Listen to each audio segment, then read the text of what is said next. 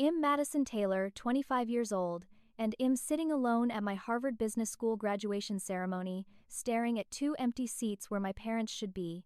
While I'm receiving the highest honors in my class, they're 300 miles away at my younger sister Ashley's cheerleading competition.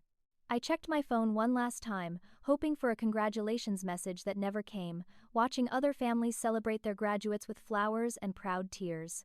The humiliation burned deeper than any failure I'd ever experienced, but it also ignited something inside me that would change everything. Little did I know that in 3 years, they'd be begging for my attention when my penthouse purchase would make national headlines. Before we dive into this incredible journey of family betrayal and ultimate triumph, I'd love to know where you're watching from. Drop your location in the comments below, and don't forget to hit that like button if you're ready to hear how I turned family rejection into multi-million-dollar success. Make sure to subscribe and ring that notification bell because this story has more twists than a Hollywood thriller, and trust me, you won't want to miss what happens when money changes everything. Growing up in the pristine suburbs of Greenwich, Connecticut, I learned early that love in the Taylor household came with conditions, and those conditions never seemed to apply to me. My father, Robert Taylor, built his successful insurance brokerage from nothing, while my mother, Linda, carved out her niche as one of the town's most sought-after real estate agents. They were the picture of American success, living in a colonial mansion with perfectly manicured lawns and a 3-car garage that housed Dad's BMW, Mom's Mercedes, and the Jeep they bought Ashley for her 16th birthday. I got a 10-year-old Honda Civic with a dented bumper and a promise that I should be grateful for having any car at all. Ashley Taylor, my younger sister by 3 years, possessed what my parents called natural charisma and what I recognized as an innate ability to manipulate every situation to her advantage. She had golden blonde hair that caught sunlight like spun silk, bright blue eyes that sparkled with mischief, and a laugh that made adults want to give her whatever she asked for. While I buried myself in textbooks and academic competitions, Ashley dominated the social scene with her cheerleading squad, her endless parade of boyfriends, and her seemingly effortless ability to make my parents beam with pride at every minor accomplishment. The pattern revealed itself in countless small moments that accumulated into a mountain of resentment over the years. When I was named valedictorian of my high school class, delivering a speech that local newspapers called inspiring and mature beyond her years, my parents arrived 20 minutes late because they had to drop Ashley off at her dance recital rehearsal. I watched from the podium as they slipped into the back row, Dad checking his watch, and Mom whispering about traffic, while Ashley's empty achievement ribbons decorated our refrigerator at home. My academic awards lived in a dusty box in my bedroom closet, too many to display, and apparently too insignificant to celebrate. College funding discussions exposed the true depth of their favoritism with surgical precision.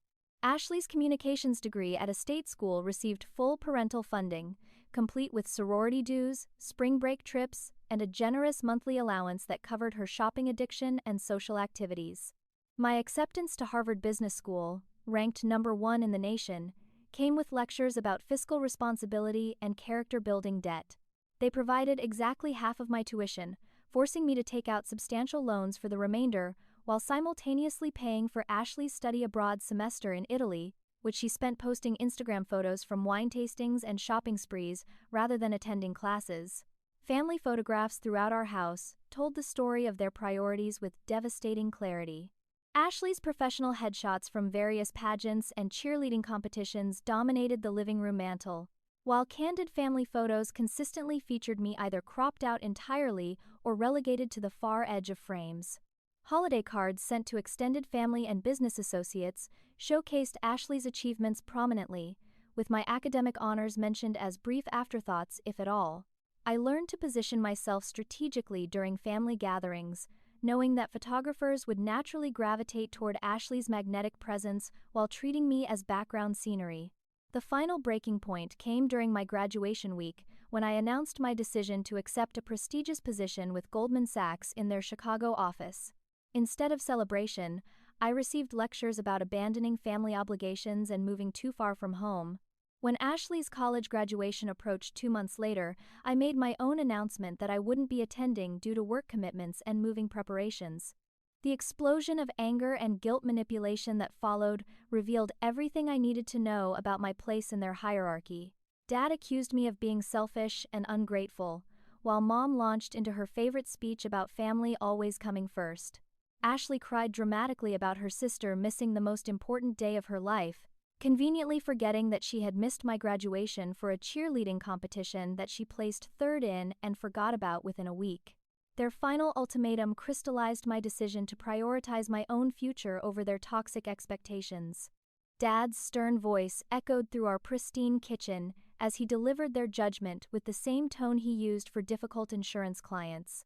If I couldn't support my sister during her special moments, if I insisted on putting my career above family obligations, then perhaps I shouldn't consider myself part of their celebrations at all. Mom nodded emphatically from her position by the granite countertop, adding that successful families stick together through everything, and my behavior proved I had lost sight of what truly mattered in life. I left for Chicago 3 days later with my belongings packed into my dented Honda Civic, driving away from their perfect house with its perfect lawn and perfect family photos that never quite included me properly. The rearview mirror reflected their disappointed faces standing in the doorway, and I felt a strange mixture of heartbreak and liberation washing over me as I pointed my car toward the highway and the unknown future waiting in the Midwest. That 7-hour drive gave me plenty of time to realize that their love had always been conditional, and I was finally brave enough to stop meeting those conditions. Chicago welcomed me with brutal honesty and unforgiving winters that matched my emotional state perfectly. Goldman Sachs occupied 30 floors of a gleaming downtown tower, and my tiny cubicle on the 23rd floor became my sanctuary from family disappointment and my launching pad toward financial independence. The investment banking division demanded everything I had and more, requiring 70-hour work weeks that began before sunrise and ended long after normal people had dinner with their families. While my colleagues complained about the grinding schedule, I embraced the exhaustion because every sleepless night represented another step away from the suffocating expectations of my childhood home. Learning the intricacies of high-stakes investment strategies consumed my days and haunted my dreams with visions of market fluctuations, risk assessments, and client portfolios worth more than entire small towns. My colleagues were brilliant, ambitious, and cutthroat in ways that made Ashley's social manipulations look like amateur playground politics. Here, intelligence and results mattered more than charisma and family connections, creating a meritocracy that rewarded my analytical mind and relentless work ethic. For the first time in my life, I found myself in an environment where being the smartest person in the room was an advantage rather than a social liability. Family contact dwindled to brief, uncomfortable phone calls during major holidays, conversations that felt more like business transactions than familial connections. Mom would update me on Ashley's latest boyfriend or social media milestone with forced enthusiasm, while Dad shared neighborhood gossip and subtle hints about how successful people remember their roots and support their families. These calls invariably ended with thinly veiled criticism of my career choices and geographical distance, reminders that I was choosing money over family bonds and professional ambition over genuine relationships.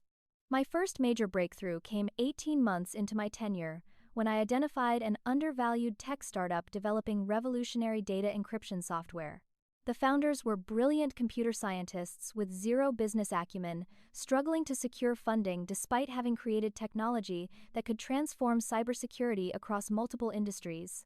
I spent 3 months building relationships with the development team, understanding their technology, and crafting an investment proposal that highlighted both the immediate market potential and long-term strategic value of their innovations. The presentation to our biggest clients lasted 4 hours, during which I fielded technical questions, financial projections, and skeptical challenges from investors who had seen countless tech startups fail spectacularly.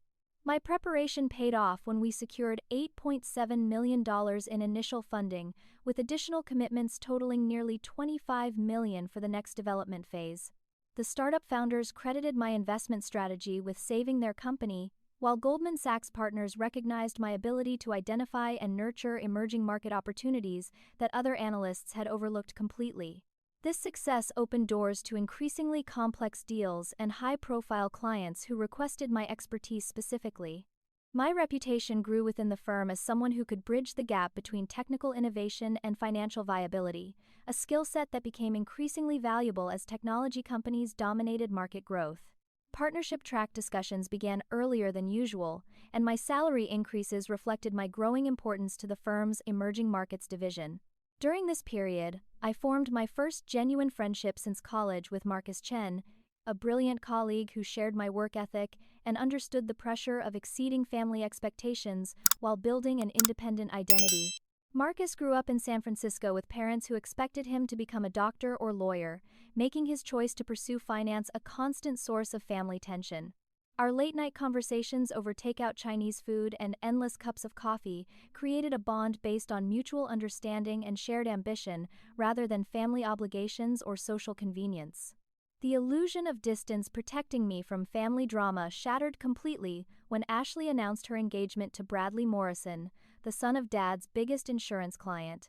The engagement party would be a lavish affair costing more than my annual salary, but the real financial burden came with Ashley's expectation that I would fund her bachelorette party weekend in Miami. The proposed itinerary included first-class flights, luxury hotel suites, private yacht charters, and exclusive restaurant reservations for 12 of her closest friends, with a total cost approaching $15,000. My polite refusal triggered a coordinated family assault that began with hurt disappointment and escalated to moral outrage about my selfishness and abandonment of family values. Ashley called me crying about how I was ruining her special time and forcing her to settle for less than her dream celebration. Mom launched into guilt-laden speeches about sisters supporting each other through life's important moments, while Dad questioned whether my job was changing my personality and making me forget the people who sacrificed for my success. The pressure campaign intensified over several weeks, with extended family members calling to express concern about our family unity and my apparent transformation into someone they no longer recognized. Cousins who rarely spoke to me suddenly had opinions about my responsibilities as a sister, while aunts and uncles shared stories about how they had supported each other during important life events. The coordinated nature of these calls revealed the extent of my parents' manipulation campaign, enlisting family members as emotional leverage to force my compliance. When I maintained my position that $15,000 exceeded reasonable expectations and that Ashley's friends should contribute to their own party expenses, the family issued their ultimate ultimatum with devastating clarity. Dad's voice carried the cold finality of a business negotiation gone wrong as he explained that families stick together or fall apart, with no middle ground for members who prioritize money over relationships. If I couldn't support my sister during the most important time of her life, if I insisted on treating family celebrations like optional expenses, then maybe I shouldn't plan on attending the wedding at all. Mom's follow-up call the next morning delivered the killing blow with surgical precision, explaining that wedding planning was already stressful enough, without dealing with family members who caused additional drama and conflict. Ashley needed positive energy and supportive people around her during this special time, not sisters who created problems and made everything about themselves.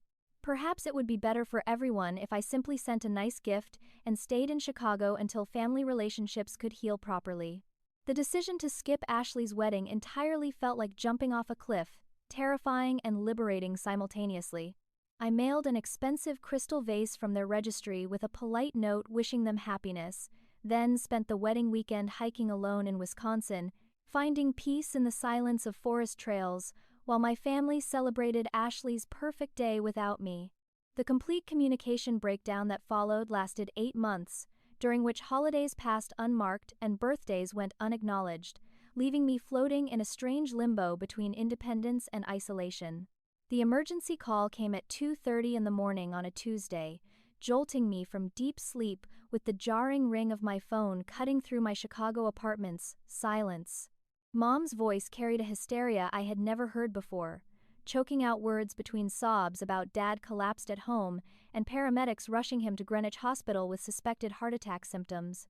She painted a terrifying picture of chest pains, difficulty breathing, and doctors warning that his condition was serious enough to require immediate intensive care monitoring and possible emergency surgery. Without hesitation, I booked the first available flight to New York, calling my supervisor to explain the family emergency and arranging coverage for my client meetings scheduled throughout the week. The 3-hour flight felt endless as worst-case scenarios played through my mind, imagining Dad's funeral and the permanent regret of letting family conflicts prevent me from being there during his final moments. Whatever anger and resentment I harbored toward my parents evaporated in the face of potential loss, replaced by urgent need to reconcile and support them through this medical crisis. The hospital scene that greeted me looked every bit as serious as Mom had described, with Dad hooked up to monitors in the cardiac care unit and medical staff discussing treatment options in hushed tones outside his room. Mom appeared exhausted and fragile, her usual perfect appearance replaced by rumpled clothes and tear-stained makeup that revealed the depth of her fear and emotional distress. Ashley sat beside Dad's bed holding his hand while he slept, looking younger and more vulnerable than I had seen her since childhood. For 72 hours, I maintained vigil at the hospital alongside my family, setting aside years of accumulated grievances to focus on Dad's recovery and Mom's emotional needs. We took shifts staying overnight, coordinating with medical staff, and handling insurance paperwork while Dad underwent extensive cardiac testing and monitoring. The doctors explained that while his symptoms had been frightening, initial tests suggested a minor episode rather than major heart attack, but additional procedures would be necessary to determine the extent of any damage and prevent future incidents. When discussions turned to treatment costs and insurance coverage limitations, I stepped forward without hesitation to ensure Dad received the best possible care, regardless of financial constraints. The private cardiac specialist came recommended as one of the region's most skilled practitioners, but his services required substantial out-of-pocket expenses that Dad's insurance would only partially cover. I authorized $30,000 in additional medical costs, including private room upgrades, premium diagnostic procedures, and extended monitoring that would provide comprehensive evaluation of his cardiovascular health. The family gratitude felt genuine and overwhelming, with Mom tearfully thanking me for putting family first when it truly mattered, and Ashley acknowledging that my financial support meant Dad could focus on healing rather than worrying about medical bills. Dad himself seemed genuinely moved by my immediate response to their crisis, squeezing my hand weakly and expressing pride in the successful daughter who had rushed home to take care of her family during their darkest hour.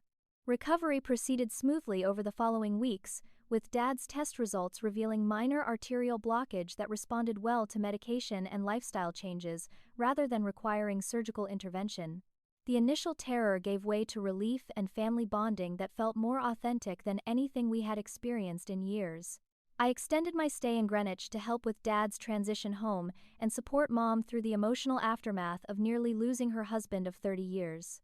The discovery of their deception came through Ashley's careless social media posting 3 weeks after my return to Chicago.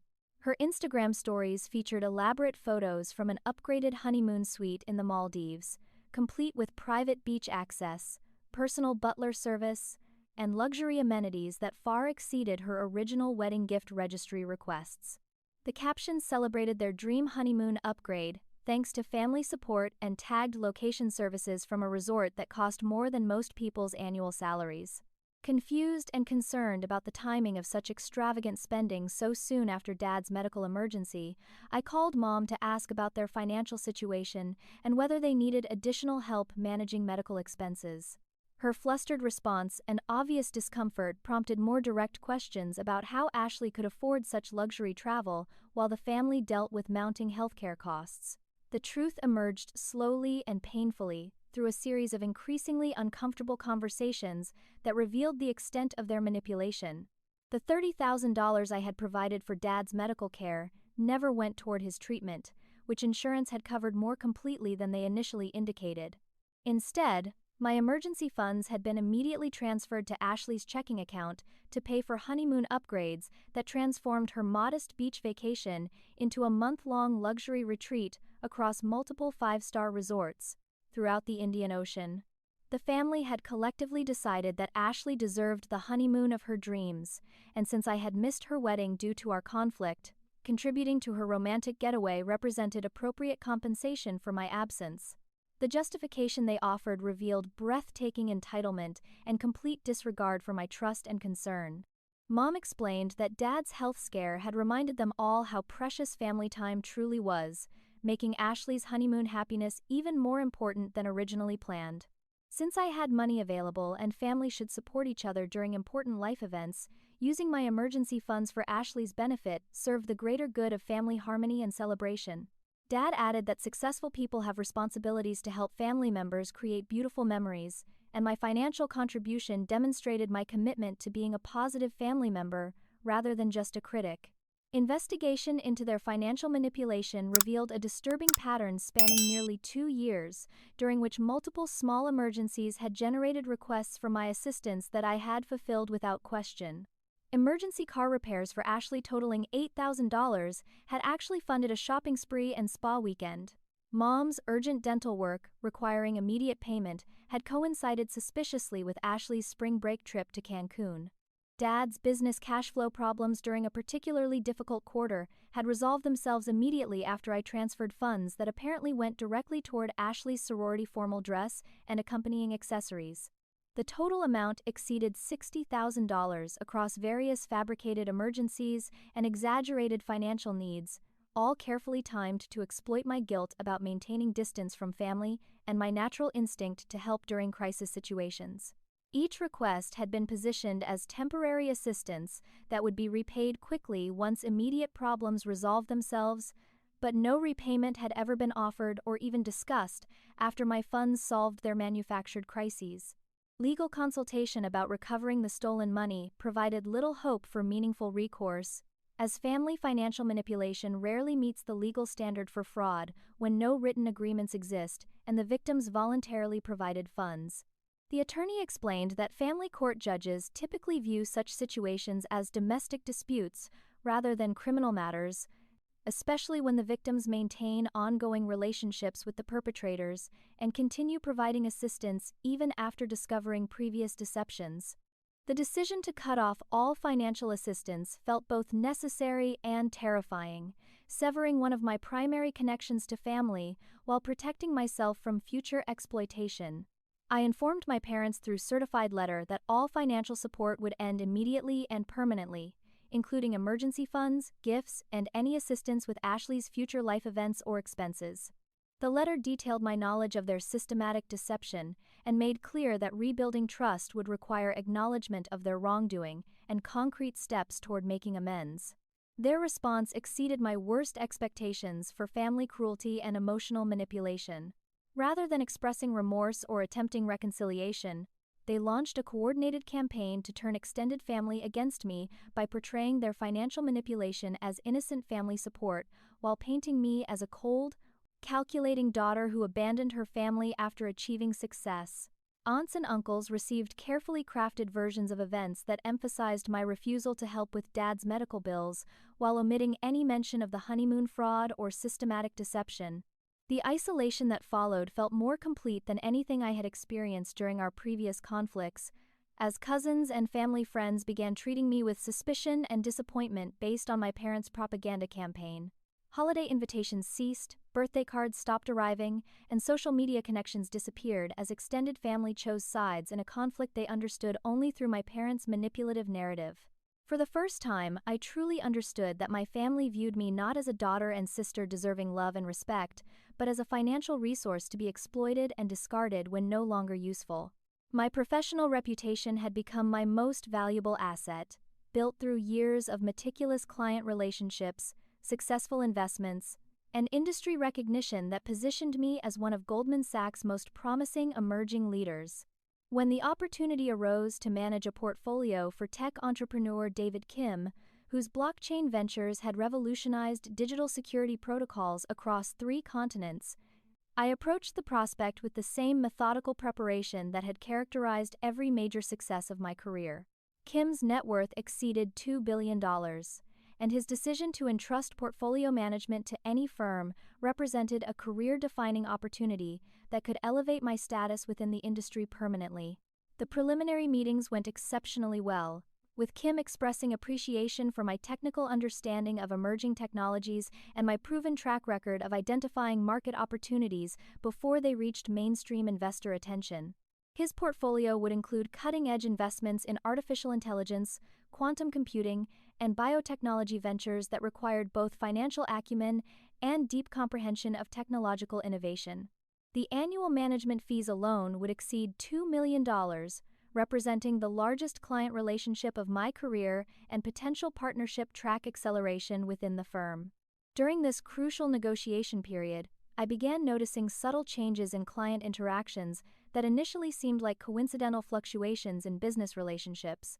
Long-term clients who had previously returned my calls promptly began taking longer to respond to communications, and routine meetings that once proceeded smoothly now included unexpected questions about my professional background and family stability. The changes were minor individually, but created a pattern of declining confidence that threatened to undermine years of relationship building and reputation development. The source of these changes revealed itself through an investigation that uncovered Ashley's systematic campaign to destroy my professional credibility using social media platforms and industry networking sites. Now, working in public relations for a boutique firm that specialized in crisis management and reputation consulting, Ashley had acquired sophisticated skills in narrative manipulation and online perception management that she was deploying against me with calculated precision and devastating effectiveness. Her strategy began with LinkedIn posts that appeared supportive, but contained subtle implications about my character and family relationships. She would share articles about work-life balance with captions mentioning her successful sister, who worked so hard that family relationships sometimes suffered as a result. Professional networking events provided opportunities for casual conversations with industry contacts, during which Ashley would express concern about my stress levels and hint that family estrangement had created emotional instability that might affect my judgment during high-pressure situations. The campaign escalated to direct client contact through carefully researched social media connections and mutual professional acquaintances. Ashley positioned herself as a concerned sister worried about my well-being, sharing fabricated stories about erratic behavior, family conflicts that revealed troubling personality traits, and concerning decisions that suggested judgment problems affecting both personal and professional relationships. She created fake testimonials from supposed former colleagues and planted negative reviews on professional platforms that questioned my reliability and emotional stability. Dad leveraged his extensive insurance industry connections to spread carefully crafted concerns about my professional conduct and family loyalty, positioning himself as a disappointed father whose daughter's success had come at the cost of ethical standards and personal relationships. His version of events portrayed me as someone who abandoned family during difficult times and prioritized money over human connections, suggesting that such character flaws would inevitably manifest in business relationships and client betrayals.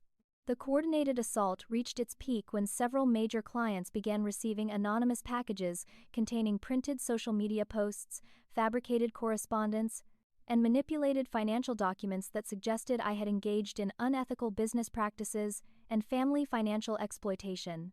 These materials were professionally assembled and presented with enough factual elements mixed with fiction to create credible doubt about my character and professional integrity. David Kim's decision to withdraw his portfolio management opportunity came through a terse email citing concerns about potential reputational risks and family conflicts that might distract from investment focus and client service excellence. He had been contacted by anonymous sources providing information about my personal life that suggested instability and ethical problems that could reflect poorly on his business ventures and personal brand. Other clients began requesting meetings to discuss their portfolios, with several ultimately deciding to transfer their accounts to different management teams within the firm. The financial impact extended far beyond lost client fees, affecting my standing within Goldman Sachs and threatening my partnership track advancement. Colleagues who had previously viewed me as rising star began maintaining professional distance, while supervisors expressed concern about the reputational issues that were affecting client relationships and firm perception. The human resources investigation triggered by anonymous complaints alleging workplace misconduct and ethical violations required extensive documentation and legal representation that consumed both time and emotional energy. Marcus Chen proved invaluable during this crisis, helping me trace the source of professional sabotage and providing emotional support during the darkest period of my career. His investigation skills and industry connections revealed the extent of my family's campaign and provided evidence that could potentially support legal action against their systematic defamation. However, the damage to my professional reputation had already spread throughout the industry, making immediate career recovery unlikely within the current environment. The decision to leave Goldman Sachs for a boutique investment firm represented both strategic retreat and calculated career pivot, allowing me to escape the contaminated professional environment while maintaining continuity in client relationships with those who had remained loyal throughout the controversy. The smaller firm offered partnership opportunities that would have taken years to achieve at larger institutions, along with creative freedom to develop specialized expertise in emerging technology investments. Geographic relocation to Los Angeles provided additional protection from family influence while positioning me in the heart of the technology industry where my expertise could flourish without contamination from East Coast professional networks that had been poisoned by family sabotage. The move required leaving behind established relationships and starting fresh in an unfamiliar city, but it also offered opportunity to rebuild my reputation in an environment where my family's influence couldn't reach. Legal action against my family took the form of cease and desist letters documenting their systematic harassment and demanding immediate cessation of all professional interference and defamatory communications. The letters outlined potential criminal charges for harassment and civil liability for defamation, while preserving my right to pursue financial damages if their behavior continued or escalated further. The private investigator's report provided comprehensive documentation of my family's sabotage campaign, including recorded phone calls, social media evidence, and testimony from professional contacts who had been approached with false information about my character and business practices. This evidence would prove crucial for legal protection and professional reputation rehabilitation, while also revealing the sophisticated planning and coordination that had characterized their attack on my career. The psychological impact of discovering that my own family had orchestrated such a comprehensive assault on my professional life exceeded anything I had experienced during our financial conflicts. Professional sabotage represented a new level of cruelty that went beyond money or family dynamics to attack the core of my identity and life's work. For the first time, I truly understood that they viewed my success not as something to celebrate or even tolerate, but as a threat that needed to be eliminated through whatever means necessary. Grandfather Thomas Taylor had always been the moral anchor of our family, a quietly dignified man who built his construction company from a single pickup truck into one of Connecticut's most respected building enterprises. His modest demeanor belied a sharp intelligence that had guided him through 7 decades of business decisions, market fluctuations, and family dynamics that he observed with the wisdom of someone who understood that true character reveals itself through actions rather than words. When his phone call came through on a rainy Thursday evening in October, his voice carried the weight of terminal cancer diagnosis and the urgent need to set his affairs in order before time ran out. The initial conversation lasted 3 hours, during which Grandfather shared his growing concerns about family dysfunction and his observations of the systematic mistreatment I had endured over the years. His cancer diagnosis was aggressive pancreatic variety that doctors estimated would give him 6 to 9 months of remaining life, during which he wanted to ensure his legacy went to family members who embodied the values of hard work, integrity, and genuine achievement that had driven his own success throughout 8 decades of life. His estate included the original family property in Greenwich, a sprawling colonial mansion on 4 acres that had appreciated to over $800,000 in current market conditions. Additional assets encompassed his construction company, various investment properties throughout Connecticut, and substantial cash holdings that brought total estate value to approximately $1.2 million. Most importantly, the family homestead represented 4 generations of Taylor history and carried emotional significance that transcended its considerable financial worth. During our private meeting the following weekend, Grandfather revealed his intention to leave everything to me, explaining his reasoning with the methodical precision that had characterized his business decisions throughout decades of successful enterprise. He had watched my academic achievements go unrecognized while Ashley received praise for minimal efforts, observed my professional success being undermined by family sabotage while Ashley's career mediocrity was celebrated, and witnessed my financial generosity being exploited while Ashley's selfish demands were constantly accommodated without question or reciprocation. The inheritance decision reflected his belief that family wealth should reward character and accomplishment rather than manipulation and entitlement, ensuring that assets built through generations of hard work would continue productive use rather than being squandered on luxury consumption and frivolous spending. He expressed particular pride in my ability to build independent success despite family obstacles, viewing my achievements as continuation of the work ethic and determination that had driven his own rise from poverty to prosperity. His health decline over the following months provided unexpected opportunity for family reconciliation that I approached with cautious optimism and genuine desire to spend meaningful time with grandfather during his final weeks. Dad called personally to suggest that family conflicts should be set aside during such difficult circumstances, emphasizing that grandfather's remaining time was precious and shouldn't be overshadowed by disputes that could be resolved after his passing. The apparent family harmony that emerged during grandfather's final months felt more authentic than anything we had experienced in years, with regular family dinners at his bedside and collaborative care coordination that demonstrated everyone at their best. Ashley showed genuine tenderness toward grandfather, reading to him during afternoon visits and organizing photo albums that chronicled family history across multiple generations. Mom coordinated medical appointments and household management with characteristic efficiency, while Dad handled business affairs and legal consultations with professional competence. For 6 months, we functioned as a loving family, united by shared purpose and genuine concern for grandfather's comfort and dignity during his transition toward death. The conflicts and betrayals that had characterized recent years seemed to dissolve in the face of approaching loss, replaced by mutual appreciation for grandfather's wisdom and collective commitment to honoring his legacy through improved family relationships. Grandfather's death came peacefully on a Sunday morning in March, surrounded by family members who had maintained bedside vigil throughout his final week. The funeral drew hundreds of business associates, community leaders, and family friends who remembered his integrity, generosity, and quiet leadership that had touched countless lives throughout his 82 years. His passing marked not only personal loss but the end of an era for our family's foundation values and moral guidance. The will reading took place 1 week later in the conference room of grandfather's longtime attorney, with family members gathered expectantly to learn how his substantial estate would be distributed among surviving relatives. I entered the meeting with knowledge of his intentions, but maintained respectful silence while the attorney reviewed standard legal procedures and prepared to announce grandfather's final wishes regarding asset distribution.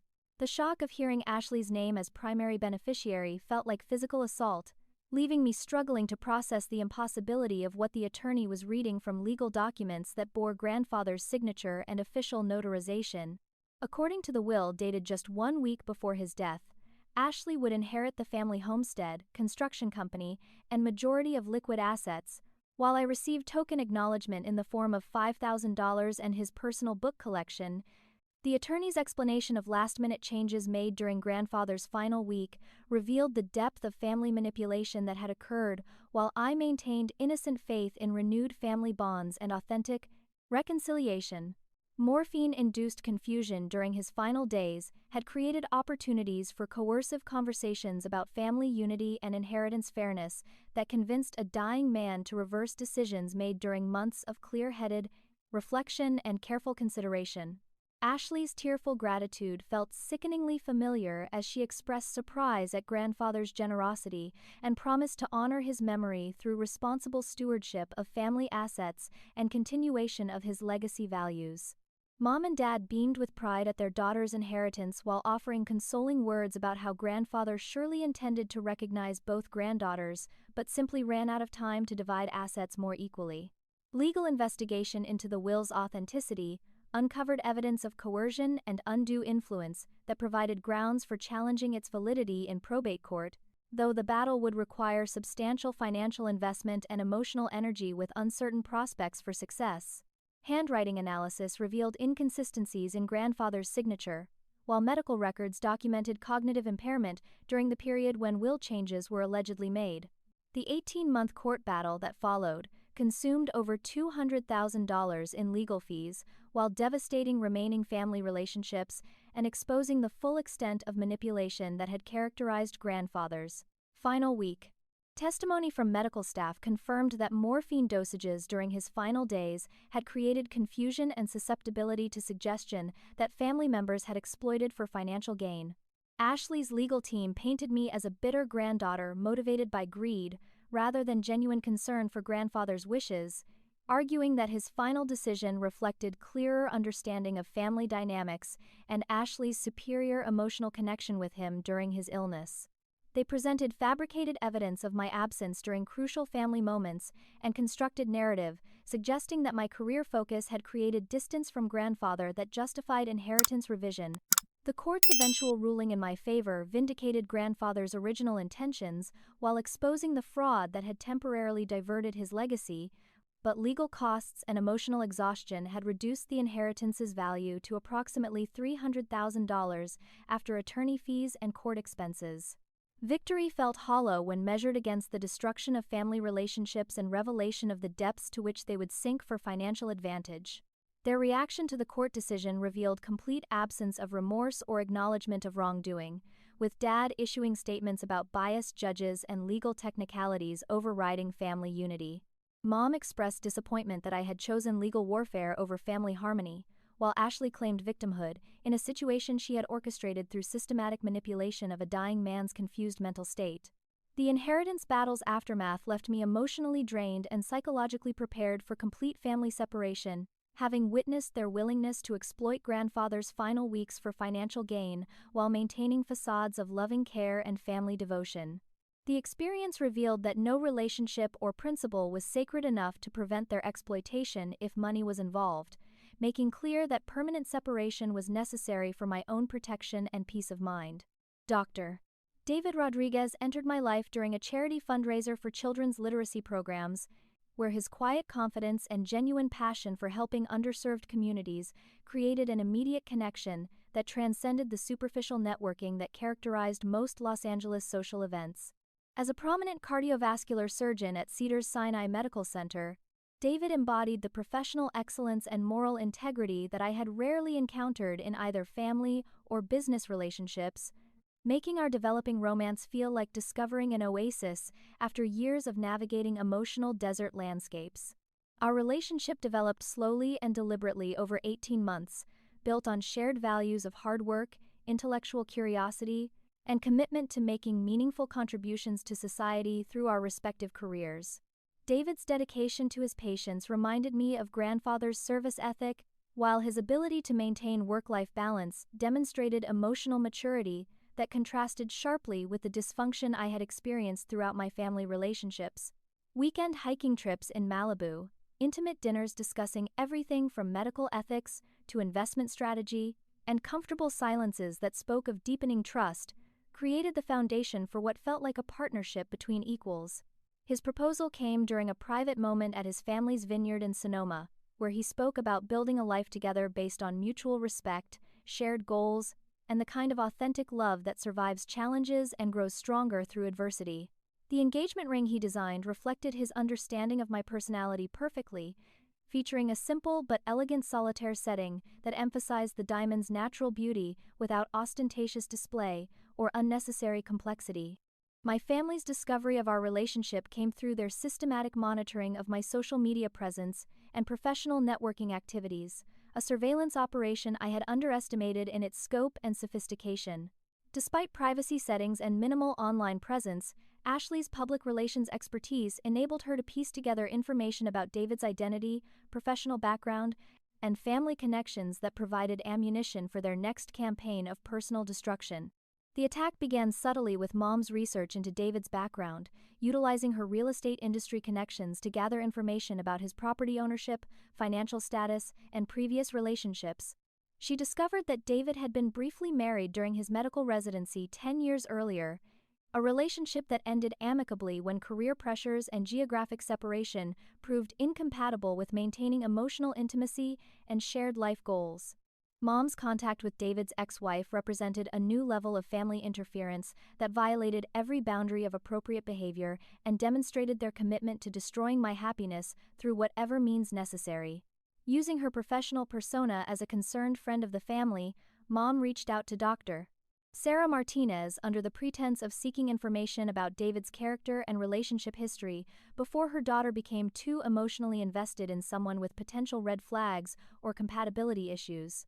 The conversations between Mom and Sarah were masterfully manipulated to plant seeds of doubt about my mental stability and relationship readiness, with Mom sharing carefully crafted stories about my family estrangement that painted me as emotionally unstable and prone to dramatic conflicts that destroyed relationships. She presented my professional success as compensating for personal inadequacies while suggesting that my inability to maintain family bonds indicated deeper psychological problems that would inevitably surface in romantic relationships. Dad's approach to David's medical practice partners followed a more direct strategy, utilizing business networking to express concern about David's association with someone who had a history of family conflicts and financial disputes that might reflect poorly on his professional reputation.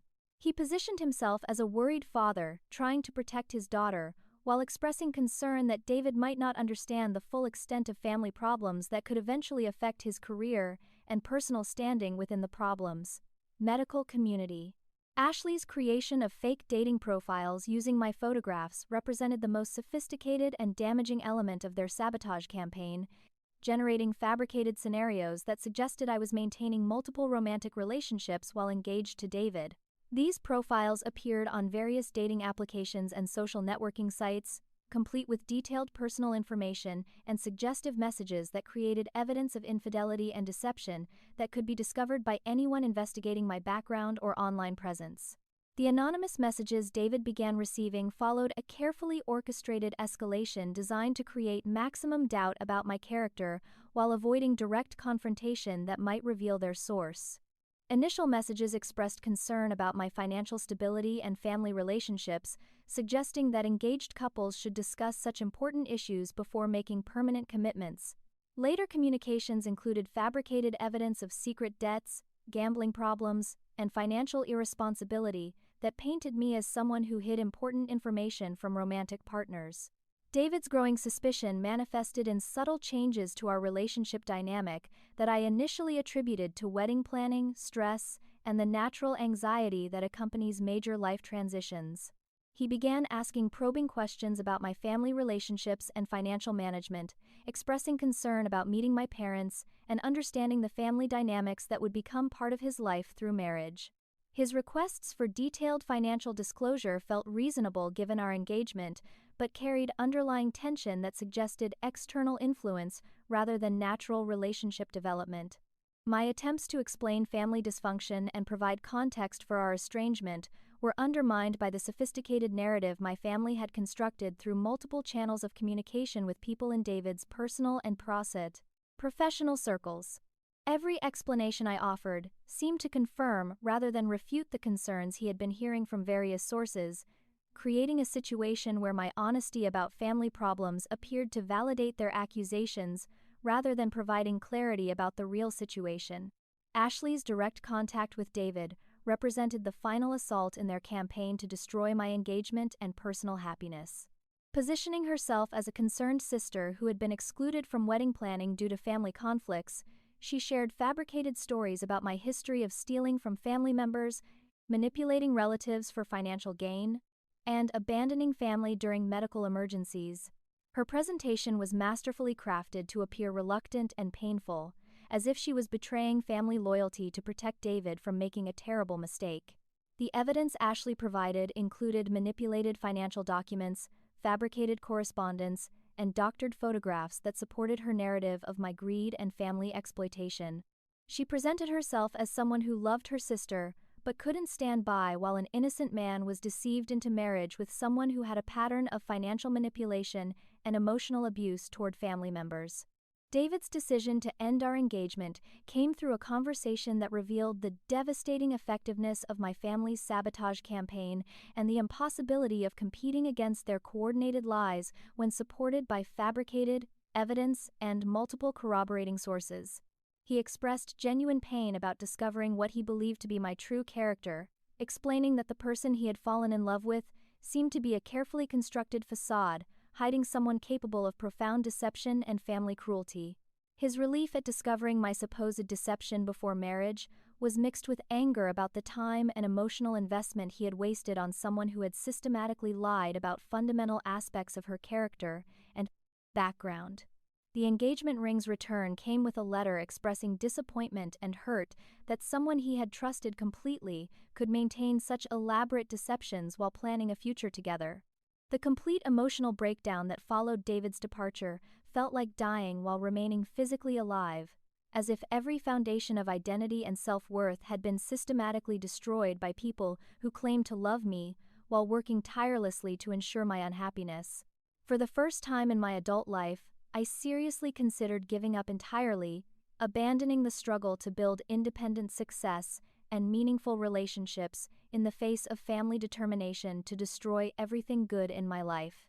3 months of intensive therapy became necessary to process the trauma of family betrayal and develop psychological tools for understanding their behavior as reflection of their character, rather than my worth as a person. Dr. Patricia Williams specialized in family dysfunction and helped me recognize the patterns of narcissistic abuse that had characterized my childhood while providing strategies for protecting myself from future manipulation and emotional sabotage. The decision to disappear completely from their lives required systematic planning and legal protection that went far beyond simple geographic distance or communication cessation. Legal name change to Madison Rivers provided both symbolic and practical separation from family identity, while comprehensive privacy protection measures eliminated their ability to monitor my activities or contact people in my personal and professional circles. Complete social media purge and digital privacy overhaul removed their access to information about my location, activities, and relationships, while new communication protocols ensured that any future contact attempts would be documented and potentially used as evidence for legal action if harassment continued or escalated. The transformation felt like witness protection from my own family, necessary but profoundly sad acknowledgement that they represented ongoing threat rather than source of love and support.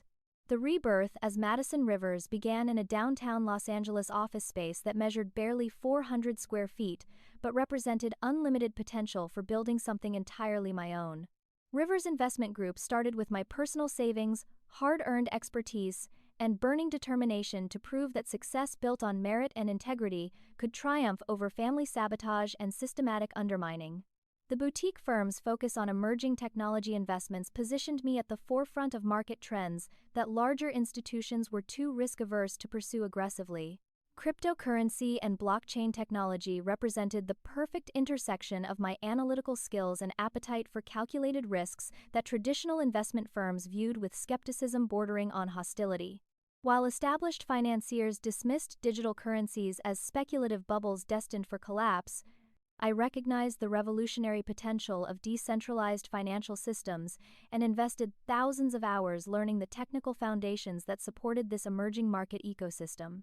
My partnership with Silicon Valley venture capital firm Morrison & Associates began when their partners recognized my unique ability to bridge the gap between technological innovation and investment viability.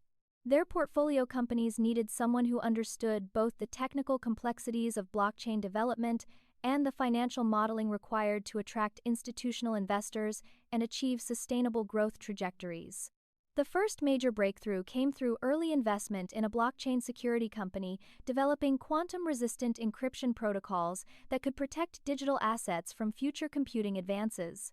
While other investors focused on immediate market applications, I recognized the long-term strategic value of quantum-proof technology that would become essential as computing power continued advancing exponentially over the coming decades.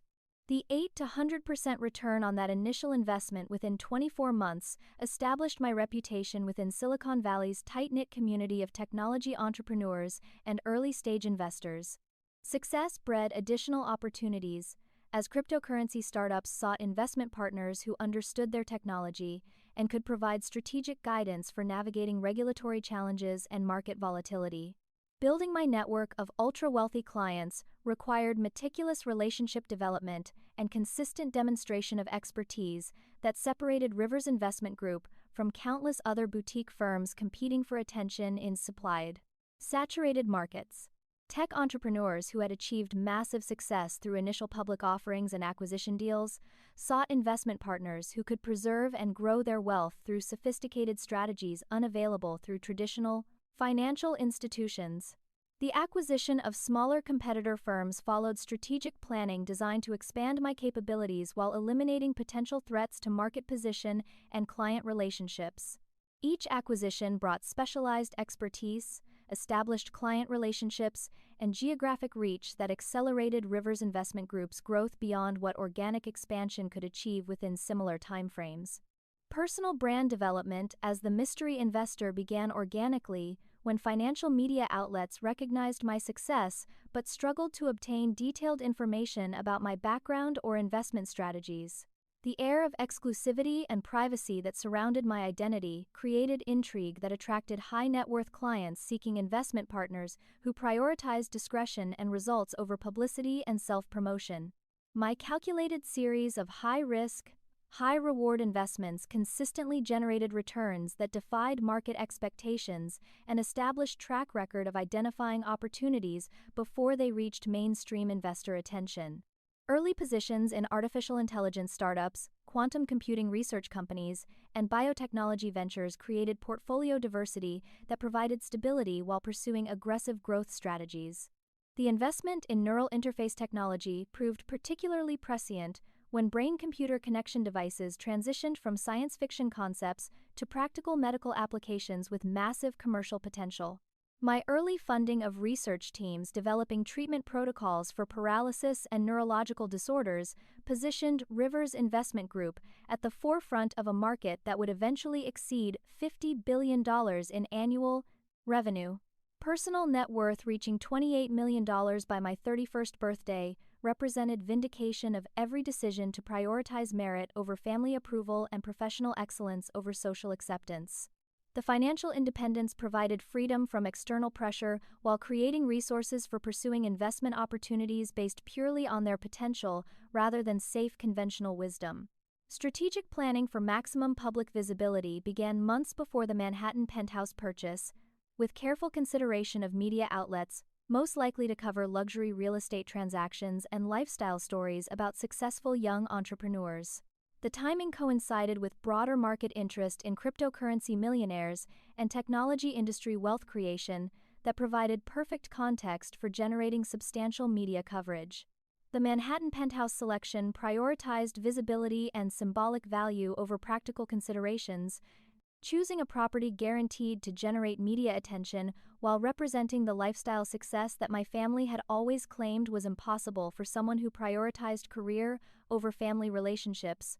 The $2.8 million price tag reflected both the property's prime location and my ability to make such purchases without financial strain or external financing. Hiring a publicity team experienced in financial industry promotion ensured that the Penthouse purchase would receive maximum media coverage while maintaining professional credibility and avoiding the appearance of seeking attention for its own sake.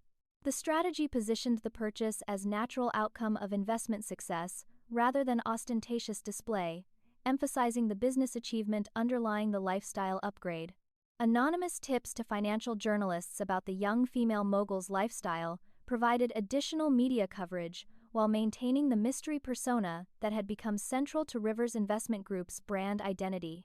The careful balance between publicity and privacy created intrigue that attracted both media attention and potential clients seeking sophisticated investment services. The preparation for family discovery included comprehensive security measures, legal protection protocols, and public relations strategies designed to counter any negative narratives they might attempt to create through media manipulation or social media campaigns. Experience with their previous sabotage efforts informed preventive measures that would protect both my reputation and business interests from future attacks.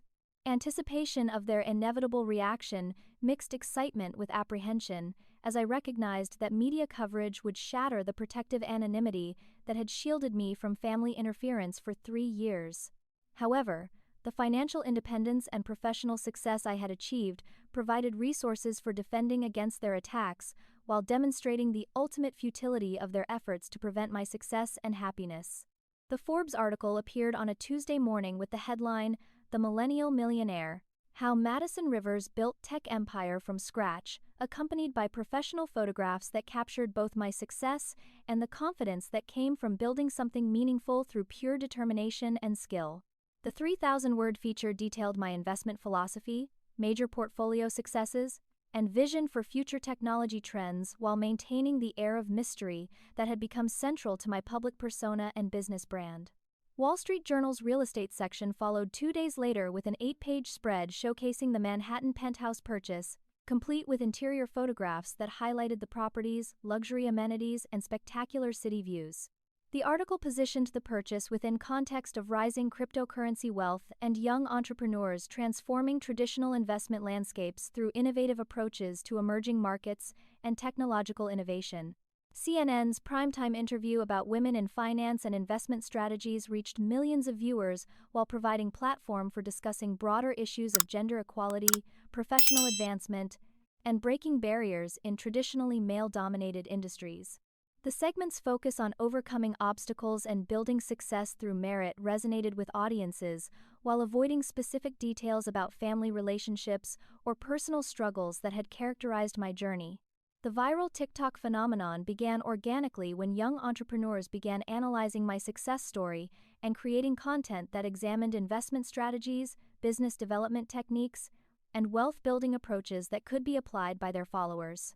The hashtag number Madison Rivers Challenge generated millions of views as content creators attempted to replicate aspects of my investment methodology and professional development strategies.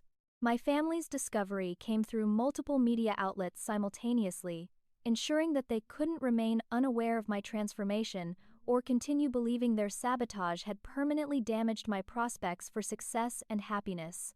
The shock of seeing their rejected daughter featured prominently in prestigious financial publications while living a lifestyle that exceeded their wildest expectations must have felt like discovering an entirely different person had been. Hiding beneath the family dynamic, they thought they understood completely. Their desperate attempts to contact me began within hours of the first major media coverage, starting with calls to disconnected phone numbers and emails to abandoned accounts that revealed their assumption that I would remain accessible despite years of documented harassment and manipulation. The progression from tentative outreach to aggressive demands followed predictable patterns that demonstrated their fundamental inability to understand the permanence of boundaries I had established. Private investigator services hired to track down my current contact information represented new escalation in their campaign to force renewed contact and demonstrate the extent of resources they were willing to commit toward re-establishing access to what they now recognized as substantial wealth and influence. Their investigation revealed my business address and current legal name, but failed to penetrate security measures protecting my personal residence and private communication channels.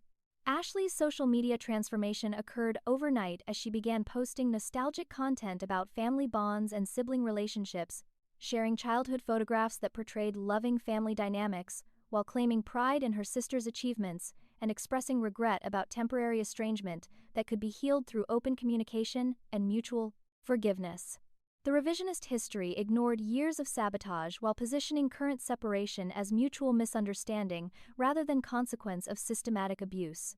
My parents' public relations campaign through their social media accounts and community connections claimed credit for my success while expressing concern about family separation that prevented them from celebrating their daughters' achievements and providing ongoing support for continued growth and happiness.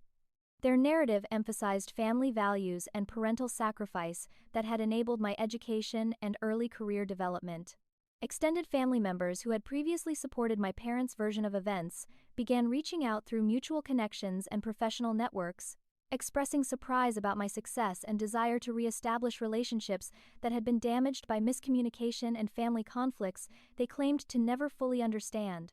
The sudden interest from aunts, uncles, and cousins revealed the extent to which money had changed their perception of family dynamics and relationship priorities. Legal team preparation for potential harassment included restraining order applications, documentation of previous sabotage efforts, and communication protocols designed to prevent family members from accessing my personal information or interfering with business relationships. The comprehensive legal strategy reflected lessons learned from previous attacks while providing tools for immediate response to any future escalation. Their appearance at Rivers Investment Group's downtown office building represented boldest attempt to force confrontation and demanded immediate security response that resulted in their escort from the premises by professional security personnel. The incident was documented through surveillance footage and witness statements that would support future legal action if harassment continued or escalated beyond attempted office visits. Threatening letters demanding their rightful share of my wealth revealed the underlying motivation that had driven years of manipulation and sabotage, while demonstrating their belief that family relationships entitled them to financial benefits regardless of their previous behavior or current relationship status. The letter's legal language suggested attorney consultation, while their tone reflected entitlement and desperation that characterized their approach to family relationships. Media interview requests about family estrangement began arriving from tabloid publications seeking sensational stories about wealthy individuals with family drama, requiring careful public relations management to maintain professional image while avoiding engagement with family narratives or personal conflicts that could damage business reputation and client relationships. The final confrontation occurred at the Children's Hospital Charity Gala, where David Rodriguez and I had originally met, an event I attended annually to support pediatric medical research while maintaining connection to meaningful philanthropic work. Their coordinated appearance represented carefully planned ambush designed to exploit public setting and charitable context to force conversation that I could not avoid without appearing callous or unreasonable. Dad approached first with the confident bearing of successful businessman, accustomed to getting his way through persistence and social pressure, expressing pride in my achievements while suggesting that family conflicts had been blown out of proportion and could be resolved through mature conversation and mutual understanding. His demeanor conveyed expectation that my success would naturally lead to forgiveness and renewed family relationships. Mom's emotional appeal followed immediately, utilizing tears and maternal guilt to create sympathy while expressing deep hurt about missing years of my life and important achievements that should have been shared with family members who loved and supported me throughout childhood and early career development. Her performance was masterfully crafted to generate public sympathy while pressuring me toward reconciliation. Ashley's approach combined desperation with veiled threats as she alternated between expressing sisterly love and hinting about potential media revelations that could damage my reputation if family relationships remained hostile. Her implied threat to sell tell-all stories to tabloid publications revealed both her financial desperation and willingness to continue exploiting our relationship for personal benefit. Their collective demands for financial support and public reconciliation demonstrated complete lack of understanding about the consequences of their previous behavior, while revealing expectation that my success obligated me to provide ongoing financial assistance and social rehabilitation, regardless of past conflicts or current relationship preferences. My calm revelation of documented evidence showing years of systematic sabotage, financial exploitation, and professional interference shocked them into momentary silence as they realized the extent of my knowledge about their coordinated campaign to destroy my career and personal happiness. The comprehensive nature of evidence collection revealed sophisticated understanding of their methods while demonstrating my preparation for legal action if necessary. Family members' expressions shifted from confident expectation to uncomfortable recognition that their victim had become someone capable of defending herself while holding them accountable for consequences of their actions. The power dynamic reversal was complete as they realized that reconciliation would require acknowledgement of wrongdoing rather than simple forgiveness for misunderstandings. The ultimate dismissal, delivered with quiet finality, summarized years of accumulated hurt while establishing permanent boundaries that would protect my future from continued interference and manipulation. You chose Ashley over me every single time. You chose her happiness over my dignity, her comfort over my success, her dreams over my achievements. Live with that choice. The words carried weight of accumulated evidence and unwavering resolve that made further argument pointless and future contact impossible. The legal restraining orders against all family members provided both practical protection and symbolic closure, officially recognizing their harassment while establishing legal consequences for any future contact attempts or interference with my personal or professional life. The court documents detailed years of documented abuse, while providing law enforcement tools for immediate response to violations and escalation of protective measures, if necessary, for maintaining safety and peace of mind. Public relations strategy for addressing family narratives required delicate balance between defending my reputation and avoiding engagement with their attempts to create media controversy or generate sympathy through manipulated stories about family estrangement and ungrateful daughters. Professional communications emphasized focus on business success and philanthropic commitment, while declining comment on personal family matters. The Rivers Foundation's establishment represented transformation of personal trauma into meaningful social impact, creating scholarship programs specifically designed to help young people from dysfunctional families pursue higher education and career development without dependence on toxic family financial support. The Foundation's mission reflected understanding that family dysfunction shouldn't prevent talented individuals from achieving their potential and contributing to society. Educational scholarships targeted students who demonstrated academic excellence despite family obstacles, providing not only financial assistance, but mentorship programs that addressed unique challenges faced by young adults navigating higher education without supportive family networks. Recipients included students from abusive homes, those aging out of foster care systems, and individuals whose family relationships had been damaged by addiction, mental illness, or financial exploitation. My therapy journey with Dr. Patricia Williams continued for 2 years, addressing complex trauma while developing healthy relationship patterns and communication skills that had been damaged by decades of family manipulation and emotional abuse. The therapeutic process helped distinguish between normal family conflicts and systematic abuse, while providing tools for building authentic relationships based on mutual respect rather than obligation or manipulation. Professional speaking engagements about overcoming family dysfunction attracted audiences from business conferences to university campuses, where my story resonated with individuals struggling to balance family expectations with personal goals and authentic self-expression. Speaking fees were donated to foundation programs while expanding awareness about family estrangement and emotional abuse that often goes unrecognized in successful professional communities. The relationship with Dr. Jennifer Walsh began through mutual friends in the technology investment community, developing slowly and carefully as I learned to trust again while maintaining appropriate boundaries and honest communication about past trauma. Jennifer's background as a biotech entrepreneur provided shared understanding of professional pressures, while her emotional intelligence supported healing process and personal growth. Documentary participation in chosen family. Stories of estrangement and recovery provided platform for discussing family dysfunction while helping other victims recognize patterns of abuse and understand options for protecting themselves from continued manipulation. The film's focus on successful individuals who had overcome family toxicity challenged stereotypes about family estrangement while providing hope for viewers facing similar situations. International business expansion took Rivers Investment Group into European and Asian markets, where emerging technology investments required sophisticated understanding of cultural differences and regulatory environments. Portfolio growth to $50 million under management reflected both investment success and client confidence in strategies that consistently outperformed traditional market approaches.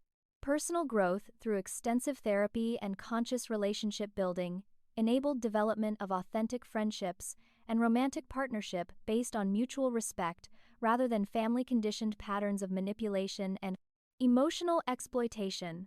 Learning to trust my own judgment while maintaining appropriate boundaries created foundation for healthy relationships that nurtured rather than depleted emotional energy. The chance airport encounter with Ashley occurred during my return flight from successful investor meetings in Tokyo, where Rivers Investment Group had secured partnerships with innovative technology companies developing next-generation applications for artificial intelligence and quantum computing. Ashley's appearance in Los Angeles International Airport's first-class lounge revealed both her financial desperation and continued belief that persistence could overcome established boundaries.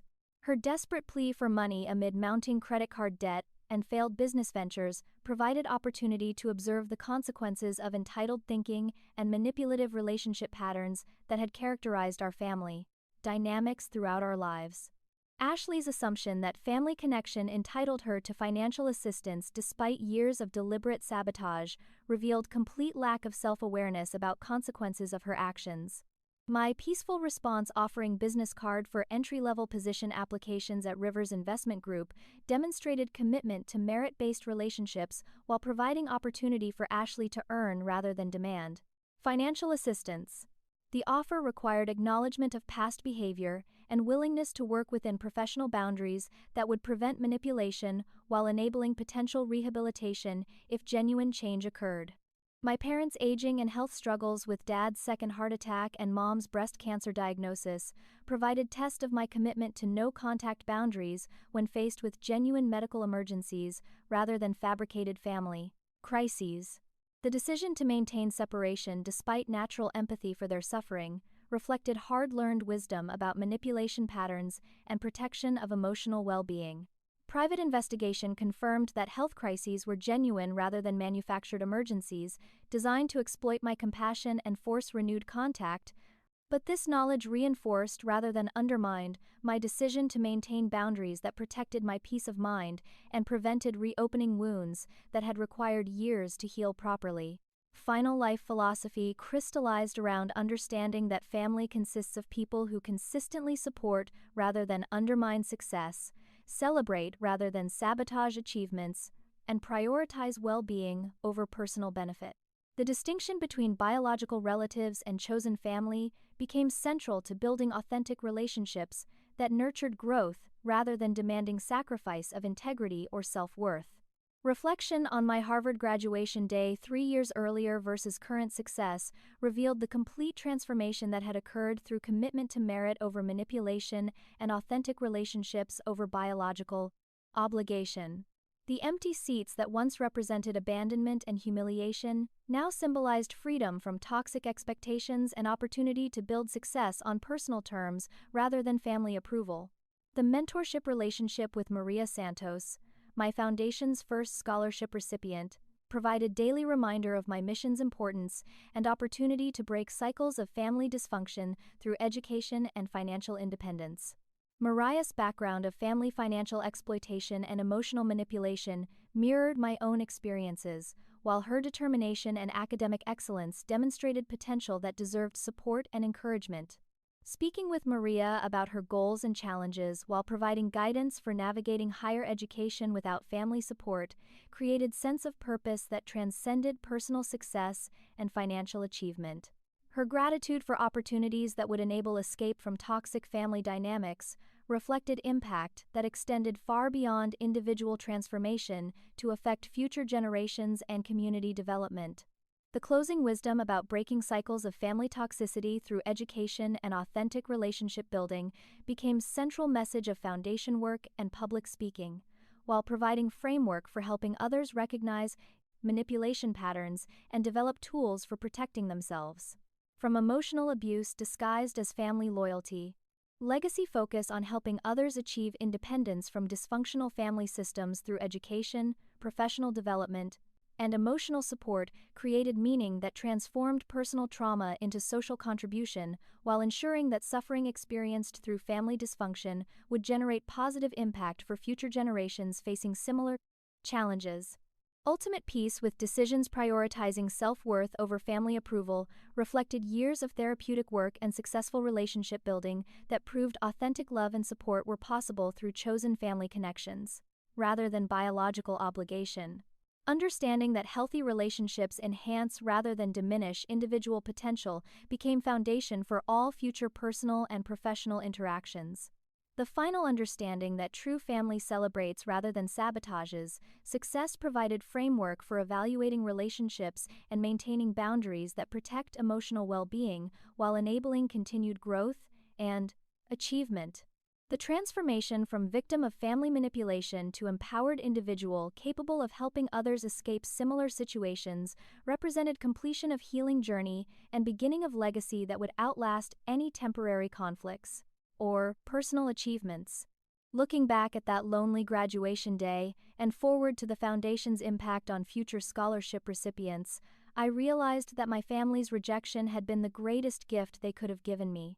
It forced me to build something authentic and meaningful rather than settling for conditional love and manufactured approval that would have limited my potential while draining my energy through endless manipulation and emotional exploitation.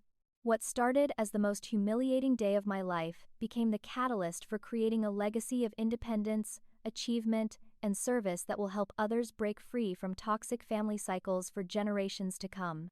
Sometimes the greatest success comes not from having the perfect family, but from having the courage to build the life you deserve despite the family you were given. I want to hear from you. Have you ever had to choose between family loyalty and your own well-being? How did you handle situations where family members tried to sabotage your success? Share your thoughts and experiences in the comments below, because your story might help someone else who's struggling with similar challenges. If this story resonated with you, please give it a thumbs up and subscribe for more real-life stories about overcoming adversity and building success on your own terms. Don't forget to hit that notification bell so you never miss an update. And share this video with anyone who might need to hear that it's possible to thrive even when your own family works against you. Thank you for listening to my journey, and remember that your worth isn't determined by family approval, but by the positive impact you create in the world. Here's to building the life you deserve, regardless of where you started.